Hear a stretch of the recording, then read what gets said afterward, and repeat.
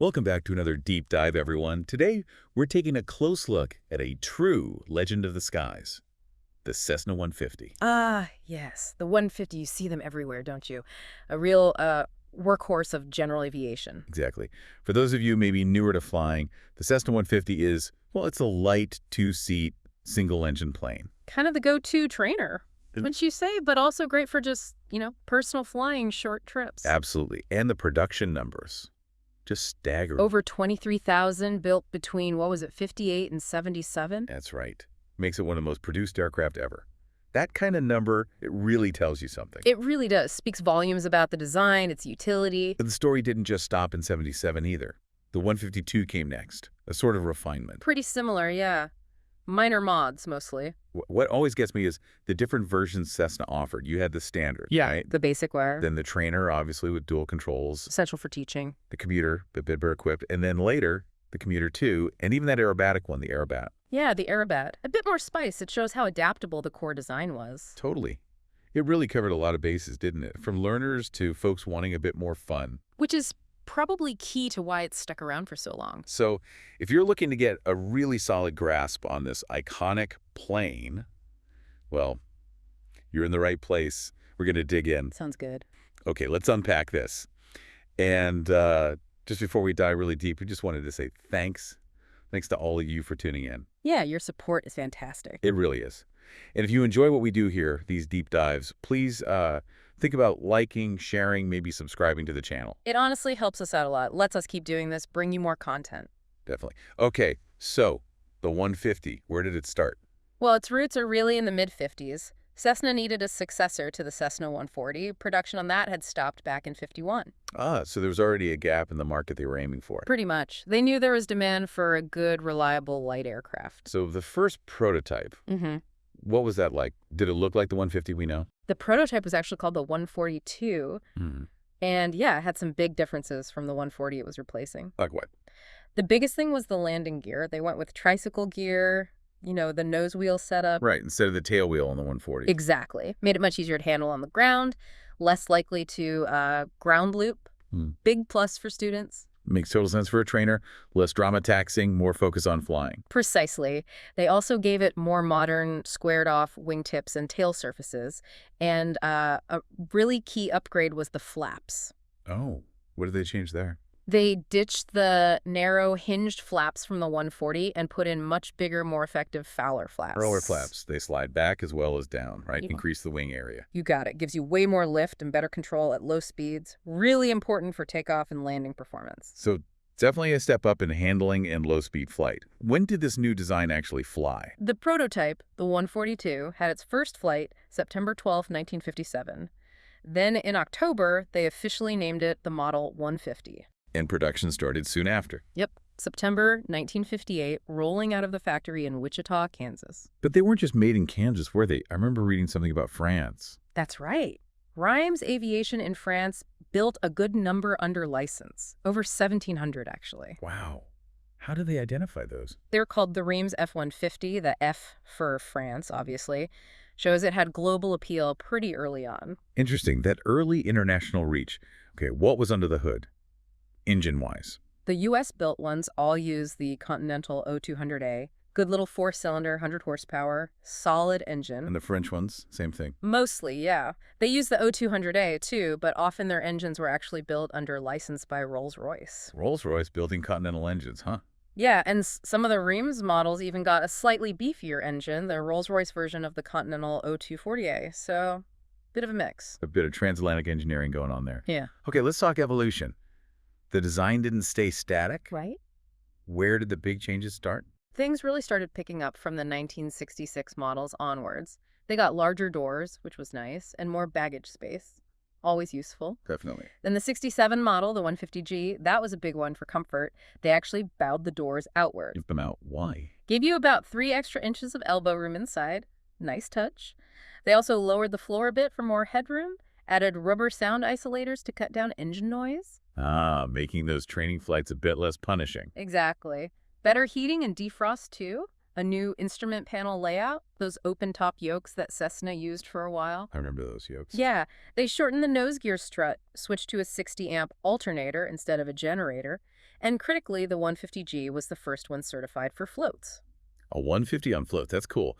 Opens up a whole different world. What came next, after the G? The 68 model, the 150H, more refinement. Streamlined fairings on the wing struts to cut down drag. A little aerodynamic treat. Right, and a hands-off switch for raising the flaps, though you still had to hold it to lower them. A vertical flap indicator appeared. They narrowed the center console for more legroom. And you could get an optional wing leveler, kind of a basic autopilot. So small improvements, but adding up. Yeah. Making it easier to fly. Exactly. Then 69, the 150J, another big panel update. It got the basic T instrument layout. Oh yeah, the standard T shape. Airspeed, attitude, altitude. Much better. Much more standard, yeah. Plus, rocker switches for electrics, a key start like a car. Yeah. Though some folks missed the old pull starter, felt it was tougher. Always that trade-off, modernization versus maybe perceived ruggedness. True. 1970 brought the 150K and something really special, the A150K Aerobat. Ah, the aerobatic version. Well, let's cover the standard K first. Split master switch, ground adjustable rudder trim, molded headliner, better seats. You could get optional tinted skylights. And those sort of curved, conically cambered wing tips became available standard on the commuter model. Right, the fancy wingtip. Now, the aerobat, that must have been beefed up quite a bit. Oh, yeah. Structurally reinforced for plus 6Gs, metallic 3Gs. Much stronger than the standard utility category airframe. It had skylight standard, shoulder harnesses, doors you could jettison in an emergency, and that cool checkerboard paint job. Instantly recognizable.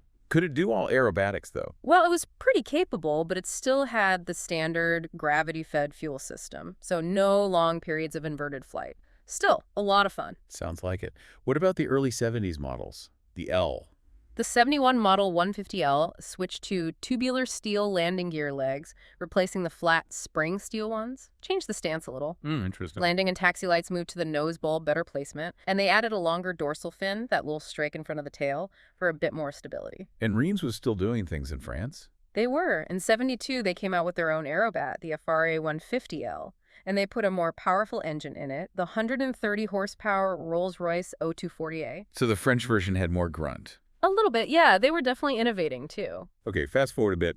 What were the last versions like before the 152 took over? The final main variant was the Model 150M, starting in 1975. The big visual cue is the tail fin. It became taller and narrower, though actually slightly larger in area. A different look. Yeah. Inertia reel seatbelts became an option, much safer. The Commuter 2 package bundled more options. And by the final year, 1977, they even had pre-select flaps. You could just dial in the flap setting you wanted. Nice. Sounds like a continuous refinement process over nearly 20 years. Absolutely. More capable, more comfortable, safer. But all those additions, they did add weight over the years. Ah, the dreaded weight creep. Yep. Which is a key reason the Cessna 152 that followed it had a higher gross weight allowance. Needed it. Let's talk numbers again. Over 23,000 total. Yeah. How did that break down between the U.S. and France? Okay, so Cessna in Wichita built the lion's share, 22,138. That includes 21,404 commuters and 734 aerobats. Right. Reims in France added 1,764 F-150s. That was 1,428 commuters and 336 aerobats from them. Still a significant number from France. Any others? Yeah, a tiny number, just 47 were assembled in Argentina by a Reims affiliate. So overwhelmingly U.S. made, but definitely an international presence. Was there a peak year for production when they were really churning them out? 1966, that was the big one. They built 3,067 that year. Wow, over 3,000 in 1 year. Why then? Well, that was the year they introduced the swept tail fin, the bigger baggage area, and the electric flaps. Apparently, that combination really hit the sweet spot for buyers. Makes sense. A desirable package. It's just amazing for such a, well, relatively simple two-seater to have that kind of global impact. It really found its niche, didn't it? Okay, so besides the standard models and the Aerobat, were there other oddballs? Well, you mentioned the Aerobat's beefed-up structure. There was apparently a patroller option at some point. Yeah, the name suggests maybe observation or pipeline patrol, something like that. Details are a bit thin in the sources, though. Okay, and military use. Did any armed forces fly them? A few, yeah. Limited use. The U.S. Air Force Academy used 3 1L 2Ms, called them the T-51A for basic flight training. T-51A. Got it. And the Royal Thai Armed Forces used some 150Hs, designated BPH-1, probably for liaison or training roles too. So even the military saw some value. Now, one thing that really screams popular airplane is the number of modifications available. Oh, absolutely. It's incredible. There must be hundreds of STC's supplemental type certificates available for the 150. Hundreds. What kinds of things are we talking about? All sorts. You've got performance enhancers like vortex generators, STOL kits for short field work, flap gap seals to clean up the aerodynamics. Better climb, maybe? Yeah, potentially. Different wing tips for better cruise or lower stall speeds. A really popular one is the Auto Fuel STC. Lets you burn car gas instead of expensive avgas. Exactly. Big cost saver for owners. Then you get into bigger stuff. Yeah. Engine upgrades. People have put engines up to 180 horsepower in these things. 180 horsepower to 150, that must be a rocket. Pretty lively, I'd imagine. You also see tail dragger conversions, takes it back to the look of the 140, but maybe better for rough strips. Auxiliary fuel tanks for more range, better door latches, belly drains. The list goes on. It really sounds like a platform people love to tinker with and customize, like a classic car. Very much so. It shows the dedication of the owner community. Okay, so the sources also mention noteworthy flights, but it seems less about specific records. Right. It's more about its role, particularly in flight training. It's just been fundamental there. Totally. The 150 was the primary trainer for generations of pilots. Flight schools, flying clubs. It was everywhere. Hutton Aviation's use of a 75 model for training is a perfect example, still going strong. They call it a timeless icon and a staple in flight schools. Why was it so good for training? Well, several things. It's simple Right. mechanically. It's got very forgiving flight characteristics, predictable, doesn't bite you easily. Mhm. Crucial for learners. Makes sense. The high wing design is great for visibility downwards, helps with navigation, spotting landmarks, and especially landings. Plus, high wings tend to be inherently stable. Easier to keep it straight and level and getting in and out. Easier with a high wing, too, yeah. Construction-wise, they moved from fabric wings early on to all metal pretty quickly. More durable, less maintenance headache for schools. And inside. Yeah. Basic but functional. Pretty much. Seats are okay for training flights. That rear bench area, mostly for bags, but you could squeeze a small person back there sometimes. What about the panel? Obviously, avionics have changed hugely. Oh, yeah. Original ones had basic radios. But many flying today, especially in schools, have been upgraded with modern GPS, comms, nav systems. Got to keep them current for today's airspace. Keeps them relevant, mixing the old airframe with new tech. And for the school owners, the economics must work. Big time. Relatively low fuel burn with that O200 engine. Maintenance is generally straightforward and affordable compared to more complex aircraft. That's huge for keeping training costs down. Key fact. Absolutely. And even though they stopped making them back in 77 for the 150 and the 152 stopped later, there's still a really active used market. They just keep flying. A testament to the design. Now, we should touch on the notable accidents section mentioned in the sources. It's important context. It is. And it's crucial, like you said, not to see this as a reflection on the plane itself. These are almost always about operational factors, procedures, the environment. Right. The list includes several tragic mid-air collisions involving 150s and larger aircraft, sadly, from the late 60s right up to 2015. Yeah, and the reports often point to factors like limitations of see and avoid under VFR, communication issues, maybe complacency, just the inherent risks of mixing different types of aircraft in busy airspace. It's a stark reminder about vigilance, following procedures, ATC communication, all that critical stuff. The specific examples mentioned, Ozark 965, North Central 261 back in 68. American 30, Continental 712 and 71, a USAF Convair, Golden West 261 and 75. And that awful one with the F-16 in 2015. Tragic events. But again, they underscore the need for a constant focus on safety protocols, training, and improving air traffic management for everyone. Not a fault of the 150 design itself. A very important distinction. Okay, let's get back to the aircraft specifics. The specs provided are for a 1976 150M Commuter 22. Gives us a good baseline. Yeah, good example of a later model. Crew is one pilot, capacity for one passenger. Maybe small kids on that optional bench seat. Dimensions. Pretty compact, right? Oh, yeah. Length, just under 24 feet. Wingspan, about 33 feet. Height, around 8.5 feet. Wing area, 160 square feet. Small footprint. What about weights and fuel? Empty weight, around 11,022 pounds. Max takeoff weight, 1,600 pounds. So not a huge payload once you have 2 adults and fuel. No capacity. 22.5 U.S. gallons usable standard.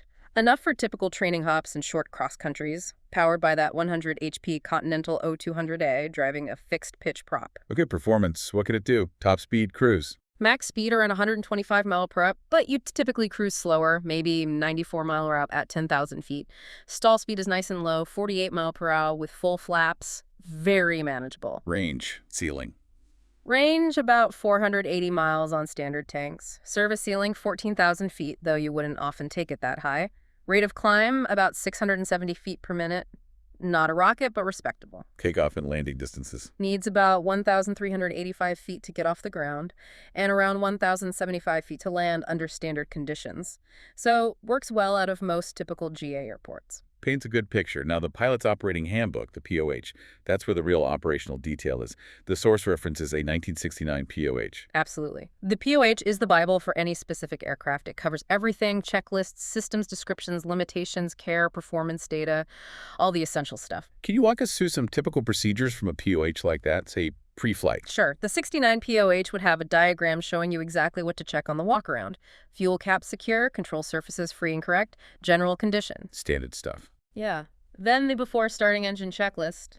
Seats adjusted and locked, belts on, fuel valve on, test the brakes, radios off, beacon off. Saving the battery for the start. Makes sense. How about starting it? Procedure would be something like carb heat cold, mixture rich, prime it if needed, throttle cracked open maybe a 1/4 inch, master switch on, check the prop areas clear, then turn the key or engage the starter, and watch that oil pressure come up right away. Critical check. Mhm. Okay, engine's running. What about before you taxi out for takeoff? The before takeoff checks are vital. Doors latch securely, flight controls full free movement check, set the trim for takeoff, run the engine up briefly to check instruments, check the suction gauge for gyro instruments, test carb heat, do the magneto check. Checking both ignition systems? Right. Verify instruments and radios are set. Check any optional gear like a wing leveler. Then for a normal takeoff, flaps usually up, carb heat cold, smooth full throttle, lift the nose wheel around 50 mile per hour, climb out at maybe 73 mile per hour initially. Very specific.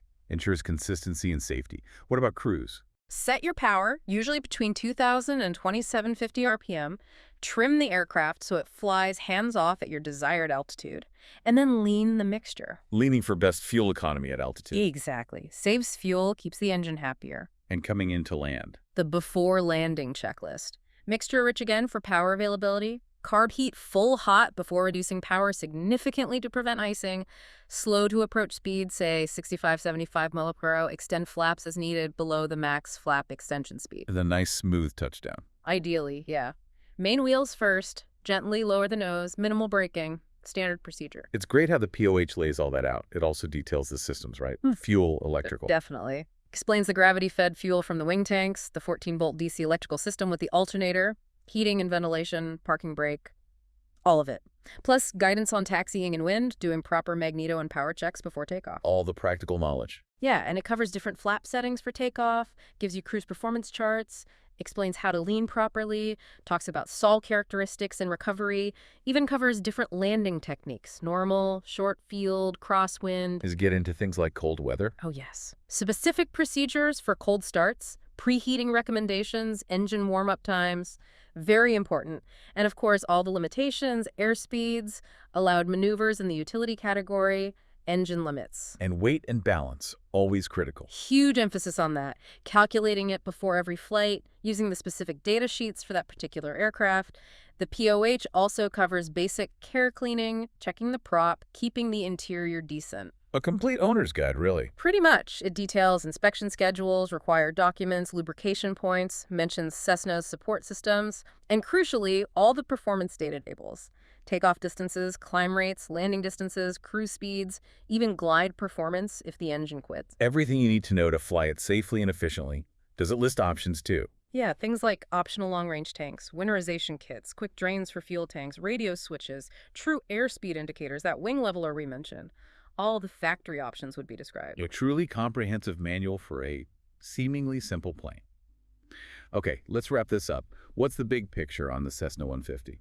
I think it just stands out as incredibly practical and effective design, hugely popular, versatile, ideal for learning to fly, but also just fun for personal trips. The sheer numbers built, the long production run, all those mods available, it tells the story. It really carved out a massive space in aviation history, didn't it? And it's still so relevant today. Absolutely. For so many pilots, the 150 was their first real taste of flight. It truly represents accessible aviation. Thinking about its legacy, it really makes you appreciate how a solid, dependable design can have such a lasting impact, still shaping general aviation today.